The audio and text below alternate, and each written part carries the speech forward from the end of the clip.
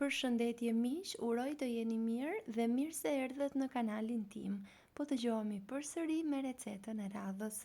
Sot po ndaj me ju një nga recetat që në arriti, është gjella e gjyshes, gjella verore, kaq e thjesht që në familjen tonë është mjaft e preferuar. Fillojmë pa humbur kohë. Në tigan ndështojmë 3 lugë vaj ulliri, një qep e prerë holl, 3 speca gjithashtu, 2 patullxhan të prera në kubik, dhe do t'i skuqim të gjitha bashk derisa të bjerë volumi dhe të zbuten. Nëse jeni ri në kanalin tim, ju ftoj t'i hidhni një sy recetave të mia dhe nëse ato ju pëlqejnë, mos harroni të bëni subscribe.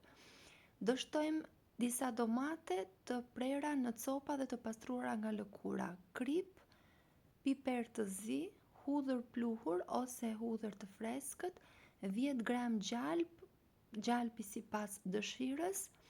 Nëse dëshironi ta shmangni, mund të mos e vendosni.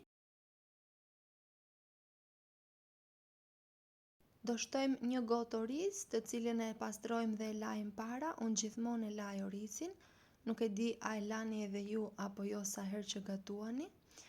E shtojmë edhe orizin në tigan dhe vazhdojmë skuqjen edhe për pak.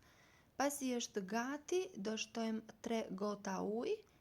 Nëse dëshironi mund të shtoni edhe lëng mishi për ta bërë akoma edhe më të shijshme, edhe akoma dhe më të shëndetshme, dhe e vendosim të zjejë. Nuk dua të harroj pa thënë se është kënaqësi për mua gjithmonë të mësoj se nga cili vend i botës apo i Shqipërisë më ndiqni. Nëse keni dëshirë, mund të ma shkruani në koment, dhe duke përfituar nga rasti për t'ju falendëruar të gjithë ju që më komentoni, që bëni like dhe që i kushtoni kohë kanalit tim. Gjella është gati, siç e pat, shumë e thjeshtë në përgatitje. A keni përgatitur edhe ju në shtëpi apo jeni rritur edhe ju si ne me këtë gjellë? Nëse ju pëlqeu, për të më mbështetur, mos dilni pa lënë përshtypjen tuaj. Faleminderit.